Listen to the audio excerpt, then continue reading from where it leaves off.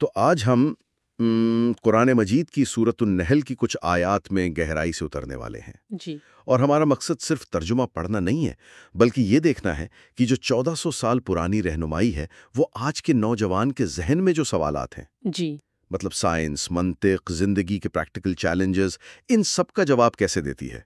ہمارے پاس جو تفسیری مواد ہے وہ ان آیات کے روحانی، جذباتی اور عملی پہلوؤں کو ہمارے سامنے لاتا ہے۔ جی تو آج کا مشن یہ سمجھنا ہے کہ یہ حکمت آج بھی اتنی ریلیونٹ کیوں ہے، اور یہ اللہ، اسلام اور ہمارے نبی صلی اللہ علیہ وسلم سے محبت کو کیسے مضبوط کر سکتی ہے۔ جی اور اس سفر کو مزید بامانی بنانے کے لیے ہم آج آیات کو ان کی سعودی ترتیب میں دیکھیں گے، یعنی اسینڈنگ آرڈر میں۔ اچھا، اسینڈنگ آرڈر میں۔ جی ہم آیت نمبر 51 سے شروع کریں گی اور پھر ایک ایک کر کے آگے بڑھیں گی۔ اس ترتیب کا کوئی خاص مقصد ہے؟ بالکل، اس کا ایک خاص مقصد ہے۔ یہ پیغام کو سٹیپ بائی سٹیپ تعمیر کرنے میں مدد دیتی ہے، بالکل ایک عمارت کی طرح، صحیح۔ جس کی پہلے بنیاد رکھی جاتی ہے، پھر دیواریں، پھر چھت۔ تو ہم توحید کی بنیاد سے شروع کریں گی اور پھر دیکھیں گے کہ یہ تصور آگے کیسے جڑتا ہے، اللہ کی ملکیت، اس کی نعمتوں، انسانی رویوں اور آخر میں انصاف کے موضوعات سے۔ زبردست۔ تو آئیے اس بنیادی سفر کی پہلی بنیاد رکھتے ہیں، سورۃ النحل کی آیت نمبر 51 سے۔ اللہ تعالیٰ فرماتا ہے وَقَالَ اللَّهُ لَا تَتَّخِذُوا إِلَٰهَيْنِ اثْنَيْنِ إِنَّمَا هُوَ إِلَٰهٌ وَاحِدٌ فَإِيَّايَ فَارْهَبُونِ، جس کا ترجمہ ہے، اور اللہ نے فرمایا دو خدا نہ ٹھہراؤ، وہ تو ایک ہی معبود ہے، تو مجھ ہی سے ڈرو۔ یہ تو ایک بہت ہی واضح اور سیدھا حکم ہے، لیکن اس کا جو آخری حصہ ہے نا، فَإِيَّايَ فَارْهَبُونِ، صرف مجھ ہی سے ڈرو، یہ بہت پاورفل ہے۔ مطلب یہ صرف ماننے کی بات نہیں لگتی، یہ ایک جذبے کی بات ہے۔ تو اس ڈر کا کیا مطلب ہے؟ کیا یہ وہ والا خوف ہے جو کسی ظالم سے ہوتا ہے؟ بہت بہت اچھا سوال ہے یہ۔ دیکھیے، یہاں ربہت کا لفظ استعمال ہوا ہے، جس کا مطلب صرف خوف نہیں بلکہ ہیبت اور تعظیم سے بھرا ڈر ہے۔ یہ وہ ڈر ہے جو کسی کی عظمت کو دیکھ کر طاری ہوتا ہے۔ اچھا۔ تفسیر میں آتا ہے کہ اللہ تعالیٰ فرما رہا ہے کہ جب کائنات کی ہر شے، سورج، چاند، ستارے، صرف میرے حکم کی پابند ہے، تو پھر دو خداؤں کا تصور ہی غلط ہے۔ یہ توحید کی سب سے پہلی اور بنیادی شرط ہے، اس لیے ڈرنا بھی صرف اسی ایک ذات سے ہے۔ اور یہ بات تو بہت دلچسپ ہے کہ کائنات خود توحید کی گواہی دے رہی ہے۔ اگر ہم اسے سائنسی نظر سے دیکھیں تو فزکس کے جو قوانین ہیں، جیسے گریوٹی، جی، کشش ثقل، جی، یا الیکٹرو میگنیٹزم، وہ پوری کائنات میں ایک جیسے ہیں۔ ایسا تو نہیں ہے کہ ہماری کہکشاں میں کچھ اور قانون ہو اور اینڈرومیڈا میں کچھ اور۔ بالکل۔ تو اگر دو الگ الگ طاقتیں ہوتیں تو نظام میں ٹکراؤ نہیں ہو جاتا؟ یہی تو منطق کی دلیل ہے۔ سوچیں، اگر دو الگ الگ گریویٹیشنل سسٹمز ہوتے تو سیارے تو اپنے مدار سے نکل کر ٹکرا جاتے، کائنات میں کیوس پھیل جاتا۔ A unified universe proves a single creator۔ کائنات کا یہ جو منظم نظام ہے نا، یہی سب سے بڑی دلیل ہے کہ اسے بنانے اور چلانے والی ذات ایک ہی ہے۔ تو اس کا مطلب یہ ہوا کہ جب ہم اپنی زندگیوں میں مختلف سمتوں میں بھاگتے ہیں، کبھی کیریئر کا ڈر، کبھی لوگوں کا خوف، جی، تو ہم اصل میں کائنات کے بنیادی اصول کے خلاف جا رہے ہیں؟ کیا اسی سے وہ بے چینی پیدا ہوتی ہے جسے آج کل اینگزائٹی کہتے ہیں؟ بالکل، آپ نے بالکل صحیح نقطہ پکڑا ہے۔ جب ہمارا مرکز ایک نہیں ہوتا نا، جب ہم اللہ کے ساتھ درجنوں اور چیزوں سے ڈرتے ہیں، نوکری کا ڈر، لوگوں کی باتوں کا ڈر، مستقبل کا ڈر، جی، مستقبل کا ڈر، تو ہم عملی طور پر بہت سے چھوٹے چھوٹے خدا بنا لیتے ہیں، اور یہی شرک کی جدید شکل ہے اور یہی بے چینی کی اصل جڑ ہے۔ آیت کا سبق یہی ہے کہ اگر تم صرف ایک اللہ سے ڈرو گے تو باقی سارے خوف خود بخود ختم ہو جائیں گے۔ تو پہلا قدم ہے کہ صرف ایک سے ڈرا جائے۔ لیکن کیوں؟ آخر کیوں صرف اللہ ہی اس ہیبت کا حقدار ہے؟ مجھے لگتا ہے اگلی آیت نمبر 52 اسی کا جواب دیتی ہے۔ اللہ فرماتا ہے وَلَهُ مَا فِي السَّمَاوَاتِ وَالْأَرْضِ وَلَهُ الدِّينُ وَاصِبًا أَفَغَيْرَ اللَّهِ تَتَّقُونَ۔ ترجمہ، اور اسی کا ہے جو کچھ آسمانوں اور زمین میں ہے، اور اسی کی فرما برداری لازم ہے، تو کیا اللہ کے سوا کسی دوسرے سے ڈرو گے؟ یہ آیت ایک سوال پر ختم ہوتی ہے جو انسان کو جھنجھوڑ دیتی ہے۔ جی، اور یہ ایک ایسا سوال ہے جس کا جواب بھی اسی آیت میں موجود ہے۔ تفسیر میں واضح کیا گیا ہے کہ چونکہ زمین و آسمان کی ہر چیز، ہماری زندگی، موت، ہماری زندگی، موت، رزق، صحت، سب کچھ اللہ کی ملکیت ہے، تو اسی لیے اطاعت اور فرما برداری بھی ہمیشہ اسی کی لازم ہے۔ یہاں ایک اور اہم بات یہ ہے کہ اللہ کے رسول صلی اللہ علیہ وسلم، والدین یا حکمرانوں کی اطاعت کا حکم بھی در حقیقت اللہ ہی کی اطاعت ہے، کیونکہ یہ حکم خود اللہ نے دیا ہے۔ یہ بات آج کے دور میں بہت گہری لگتی ہے۔ لوگ اکثر اپنے باس سے، کلائنٹ سے، معاشرے سے ڈرتے ہیں۔ نوجوانوں کو کہا جاتا ہے نا کہ داڑھی رکھو گے تو ملٹی نیشنل کمپنی میں نوکری نہیں ملے گی۔ یا سود کے بغیر آج کل کاروبار نہیں چل سکتا۔ بالکل۔ تو یہ آیت تو اس پورے خوف کے سسٹم کو چیلنج کر رہی ہے۔ یہ ہمیں یاد دلا رہی ہے کہ جس نوکری سے تم ڈر رہے ہو اس کا اصلی مالک تو کوئی اور ہے۔ کوئی اور ہے۔ بالکل۔ یہ آیت ہمیں بتاتی ہے کہ انسان کسی چیز کا مالک نہیں، وہ صرف امانت دار ہے۔ آپ کی نوکری، آپ کی عزت، آپ کے رشتے، سب اللہ کی طرف سے امانت ہیں۔ جب یہ احساس دل میں بیٹھ جائے نا، تو پھر انسان کسی اور سے کیسے ڈر سکتا ہے؟ صحیح۔ یہ دنیا کی زندگی تو عارضی ہے، اصل زندگی تو آخرت کی ہے۔ اس لیے اصل ڈر بھی اسی ذات کا ہونا چاہیے جس کے سامنے ہمیں پیش ہونا ہے۔ تو ہم نے سمجھ لیا کہ حاکم کون ہے اور کیوں ہے۔ اب ذرا اپنے اور اس حاکم کے تعلق پر بات کرتے ہیں۔ آیت نمبر 53 اس تعلق کی ایک ایسی تصویر کھینچتی ہے جو ہم سب روز محسوس کرتے ہیں۔ اللہ فرماتا ہے وَمَا بِكُم مِّن نِّعْمَةٍ فَمِنَ اللَّهِ ثُمَّ إِذَا مَسَّكُمُ الضُّرُّ فَإِلَيْهِ تَجْرُونَ۔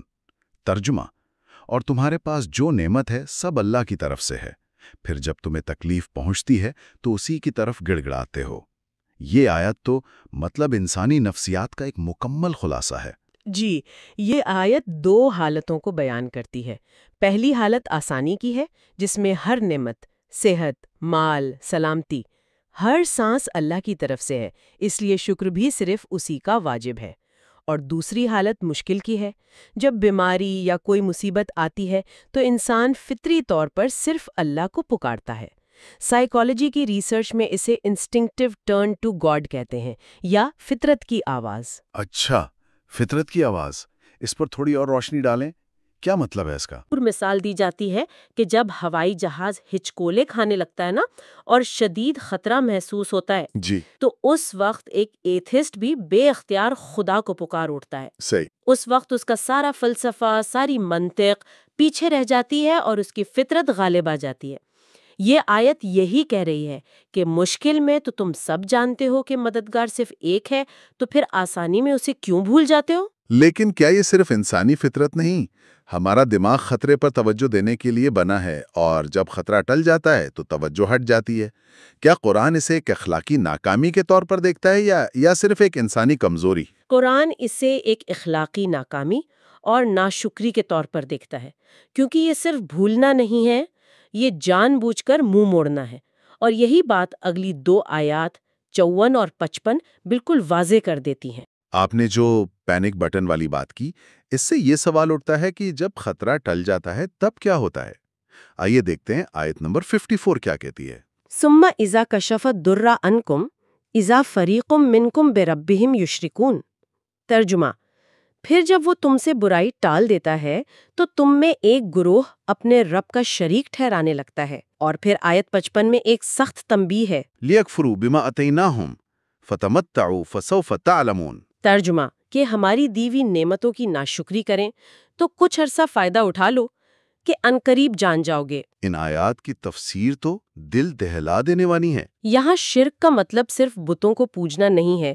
جب مصیبت ٹل جاتی ہے تو انسان کہتا ہے ڈاکٹر بہت قابل تھا، اس نے بچا لیا، یا میری محنت نے مجھے اس بحران سے نکالا۔ بالکل، وہ اللہ کو بھول کر اپنی کامیابی کو اسباب سے منسوب کر دیتا ہے۔ یہی عملی شرک اور ناشکری ہے۔ نیورو سائنس بھی اس کی وضاحت کرتی ہے کہ شدید خوف دماغ کے ان حصوں کو متحرک کرتا ہے جو ایک اعلیٰ طاقت پر یقین کو بڑھاتے ہیں، لیکن جب خطرہ ٹل جاتا ہے تو انسان کا انا، اس کی انا اور منطقی حصہ غالب آ جاتا ہے اور وہ اللہ کی غیبی مدد کو بھول جاتا ہے۔ میں یہ ہر روز دیکھتا ہوں۔ امتحان کے دنوں میں ہر کوئی دعائیں مانگ رہا ہوتا ہے، اور جب نتیجہ اچھا آتا ہے تو کہتے ہیں میں نے بہت محنت کی تھی۔ وہ یا اللہ مدد کر اچانک میری محنت میں بدل جاتا ہے۔ جی مصیبت کے وقت مسجدیں بھر جاتی ہیں اور امن کے دنوں میں خالی۔ یہ تو ان آیات کی جیتی جاگتی تفسیر ہے۔ اور آیت کے آخر میں جو دھمکی ہے نا، کچھ عرصہ فائدہ اٹھا لو، جلدی تمہیں انجام معلوم ہو جائے گا، یہ واقعی سوچنے پر مجبور کرتی ہے۔ بالکل۔ امام فخر الدین رازی رحمت اللہ علیہ نے اپنی تفسیر میں لکھا ہے کہ لوگ زلزلے طوفان میں اللہ کو پکارتے ہیں، روتے ہیں، لیکن جیسے ہی آفت ٹلتی ہے وہ واپس انہی گناہوں میں پڑ جاتے ہیں۔ یہ انسانی نفسیات کا ایک تلخ پہلو ہے جس سے قرآن ہمیں بار بار خبردار کرتا ہے۔ یہ جو اللہ کو بھول کر کامیابی کو اسباب سے جوڑنے کا رجحان ہے، یہ ایک طرح کی ذہنی کجی ہے۔ کیا قرآن اس طرح کی دوسری غلط سوچوں کی بھی مثالیں دیتا ہے؟ جی ہاں، اگلی آیات 56 اور 57 اسی فکری گمراہی کی مزید مثالیں پیش کرتی ہیں۔ آیت 56 میں ارشاد ہوتا ہے وَيَجْعَلُونَ لِمَا لَا يَعْلَمُونَ نَصِيبًا مِمَّا رَزَقْنَاهُمْ تَاللَّهِ لَتُسْأَلُنَّ عَمَّا كُنتُمْ تَفْتَرُونَ۔ ترجمہ، اور انجانی چیزوں کے لیے ہماری دی ہوئی روزی میں سے حصہ مقرر کرتے ہیں، خدا کی قسم تم سے ضرور سوال ہونا ہے جو کچھ جھوٹ باندھتے تھے۔ ایک منٹ، تو وہ اللہ کے دیے ہوئے رزق میں سے ہی ایک حصہ نکال کر ان بتوں کو پیش کرتے تھے جن کے بارے میں وہ خود بھی کچھ نہیں جانتے تھے؟ جی، یہ تو منطقی طور پر بہت عجیب بات ہے۔ یہی تو گمراہی ہے۔ وہ اللہ کی دی ہوئی فصلوں اور مویشیوں میں سے بتوں کا حصہ نکالتے تھے۔ یہ سوچنا کہ پتھر کا ایک بے جان بت جو نہ سن سکتا ہے نہ بول سکتا ہے وہ ان کی مدد کرے گا، یہ سراسر غیر منطقی ہے۔ اور پھر آیت 57 میں وَيَجْعَلُونَ لِلَّهِ الْبَنَاتِ سُبْحَانَهُ وَلَهُم مَّا يَشْتَهُونَ۔ ترجمہ، اور اللہ کے لیے بیٹیاں ٹھہراتے ہیں، پاکی ہے اس کو، اور اپنے لیے وہ جو ان کا جی چاہتا ہے۔ یعنی بیٹے؟ جی، یعنی بیٹے۔ یہ اس سے بھی زیادہ عجیب منافقت ہے۔ وہ فرشتوں کو اللہ کی بیٹیاں کہتے تھے جبکہ خود اپنے لیے بیٹیوں کو ناپسند کرتے تھے۔ جو چیز اپنے لیے بری سمجھتے تھے اسے اللہ کے لیے منسوب کرتے تھے۔ اس میں تو عقلی اور سائنسی طور پر بھی بہت گہرے نکات ہیں۔ اولاد کا تصور ایک ریپروڈکٹیو سسٹم سے جوڑا ہے نا؟ جی، کائنات کا خالق جو وقت اور جگہ سے بالا تر ہے، اسے جسمانی حدود میں قید کرنا، یہ سائنسی اور عقلی دونوں لحاظ سے غلط ہے۔ اس سے یہ سبق ملتا ہے کہ ایمان اندھا نہیں ہونا چاہیے بلکہ عقل اور علم پر مبنی ہونا چاہیے۔ آپ نے بالکل درست کہا، اور یہی منافقت اور جہالت ہمیں اگلے موضوع کی طرف لے جاتی ہے جو ان آیات کا شاید سب سے حساس حصہ ہے۔ آپ آیات 58 اور 59 کی بات کر رہی ہیں۔ یہ آیات واقعی انسانیت کے چہرے پر ایک تمانچہ ہیں۔ اللہ فرماتا ہے وَإِذَا بُشِّرَ أَحَدُهُم بِالْأُنثَىٰ ظَلَّ وَجْهُهُ مُسْوَدًّا وَهُوَ كَظِيمٌ۔ ترجمہ، اور جب ان میں کسی کو بیٹی ہونے کی خوشخبری دی جاتی ہے تو دن بھر اس کا منہ کالا رہتا ہے اور وہ غصہ پیتا رہتا ہے۔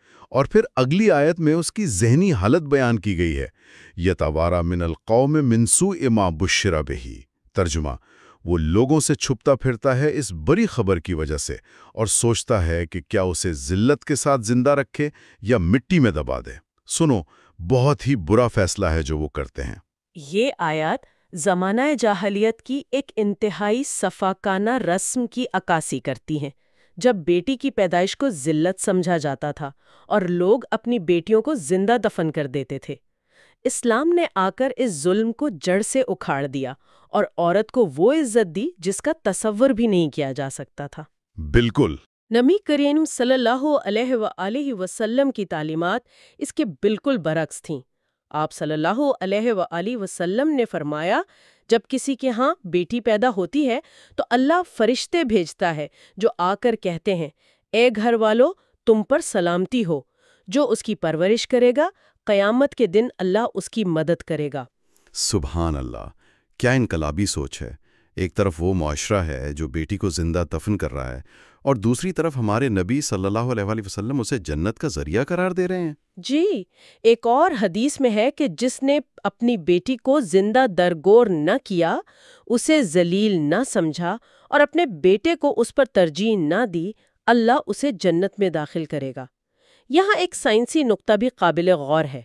آج سائنس ہمیں بتاتی ہے کہ بچے کی جنس کا تعین باپ کے کروموسوم سے ہوتا ہے، ایکس یا وائی۔ صحیح۔ اس میں ماں کا کوئی کردار نہیں، تو بیٹی کی پیدائش پر عورت کو الزام دینا سراسر جہالت ہے۔ بلکہ سوشیولوجی کی تحقیق یہ بتاتی ہے کہ بیٹیاں والدین کے لیے زیادہ جذباتی سہارا بنتی ہیں۔ یہ کہنا بہت آسان ہے کہ یہ تو 1400 سال پرانی باتیں ہیں، لیکن کیا یہ ذہنیت آج بھی ہمارے معاشرے میں موجود نہیں؟ شاید بیٹیوں کو زندہ دفن نہ کیا جاتا ہو، لیکن بیٹی کی پیدائش پر چہرے کا اتر جانا، بیٹے کی خواہش کرنا، کیا یہ اسی جاہلیت کی جدید شکلیں نہیں ہیں؟ بے شک، یہ آیات ہمیں یاد دلاتی ہیں کہ بیٹی کی پیدائش پر غمگین ہونا کافروں کا طریقہ تھا۔ بیٹی اللہ کی رحمت اور نعمت ہے۔ اب ان تمام باتوں کو سننے کے بعد شرک، ناشکری، ظلم، ایک سوال ذہن میں آتا ہے، اگر انسان اتنا غلط کرتا ہے تو اللہ اسے فوراً سزا کیوں نہیں دیتا؟ ہماری گفتگو کی آخری آیت نمبر 61 اسی بنیادی سوال کا جواب دیتی ہے۔ اللہ فرماتا ہے وَلَوْ يُؤَاخِذُ اللَّهُ النَّاسَ بِظُلْمِهِمْ مَا تَرَكَ عَلَيْهَا مِن دَابَّةٍ وَلَكِنْ يُؤَخِّرُهُمْ إِلَىٰ أَجَلٍ مُّسَمًّى۔ ترجمہ، اور اگر اللہ لوگوں کو ان کے ظلم پر فوراً پکڑ لیتا تو زمین پر کسی چلنے پھرنے والے کو نہ چھوڑتا، لیکن وہ انہیں ایک مقررہ وقت تک مہلت دیتا ہے۔ پھر جب ان کا وہ وقت آ جائے گا تو وہ ایک گھڑی نہ پیچھے ہٹ سکیں گے نہ آگے بڑھ سکیں گے۔ یہ آیت اللہ کی دو صفات کو ظاہر کرتی ہے، حلم یعنی بردباری اور عدل یعنی انصاف۔ تفسیر میں آتا ہے کہ اللہ اپنے فضل کی وجہ سے انسانوں کو ان کے گناہوں پر فوراً سزا نہیں دیتا، بلکہ توبہ کرنے اور خود کو سدھارنے کا موقع دیتا ہے۔ یہ مہلت اس کی رحمت ہے، کمزوری نہیں۔ صحیح۔ اگر ہر غلطی پر فوراً سزا ملنے لگتی، جھوٹ بولنے پر زبان گونگ ہو جاتی، تو زمین پر کوئی انسان باقی نہ بچتا۔ اور اگر ایسا ہوتا تو پھر اس دنیا کو امتحان گاہ بنانے کا مقصد ہی خود ہو جاتا، پھر انسان کے پاس فری ویل کا رہتی۔ بالکل، امتحان کے لیے وقت اور آزادی ارادہ دونوں ضروری ہے۔ یہ مہلت اسی امتحان کا حصہ ہے اور اسی سے آخرت کی ضرورت بھی ثابت ہوتی ہے۔ دنیا میں مکمل انصاف ممکن ہی نہیں ہے۔ انصاف کا توازن قائم کرنے کے لیے ایک اور دن یعنی روز قیامت ضروری ہے۔ اور اجل مسمہ یعنی مقررہ وقت، یہ تو ایک سائنسی حقیقت بھی ہے۔ جی، بائیولوجی ہمیں بتاتی ہے کہ ہر جاندار کا ایک مقررہ لائف سپین ہے جسے موت کہتے ہیں، اور اسے کوئی ایک سیکنڈ آگے یا پیچھے نہیں کر سکتا۔ تو جو سفر ہم نے ایک سادہ سے حکم دو خدا نہ بناؤ سے شروع کیا تھا، وہ ہمیں کائنات کے نظام، انسانی نفسیات، سماجی انصاف سے گزارتا ہوا آخر کار اللہ کی حکمت اور اس کے نظام عدل تک لے آیا۔ یہ تمام تصورات ایک دوسرے سے کتنی خوبصورتی سے جڑے ہوئے ہیں نا؟ جی، اور ان آیات کی روشنی میں سوچنے کے لیے ایک آخری نقطہ یہ ہے کہ اللہ تعالیٰ ہماری تمام کوتاہیوں اور ناشکریوں کے باوجود ہمیں مہلت دیتا ہے۔ سوال صرف یہ نہیں کہ اگر ہم اس مہلت میں ناشکری کریں گے تو ہمارا کیا انجام ہوگا، بلکہ اصل سوال یہ ہے کہ اگر ہم اس مہلت کے حقیقی قدردان بن جائیں تو ہم کیا کچھ نہیں بن سکتے۔ اگر ہم اس مہلت کو اپنی غلطیوں کو سدھارنے، توبہ کرنے اور اپنی صلاحیتوں کو اللہ کی رضا کے لیے استعمال کرنے کا ایک موقع سمجھیں تو یہ سوچ ہماری زندگی کو کہاں سے کہاں پہنچا سکتی ہے۔ یہ مہلت سزا کا انتظار نہیں بلکہ رحمت کا ایک کھلا دروازہ ہے۔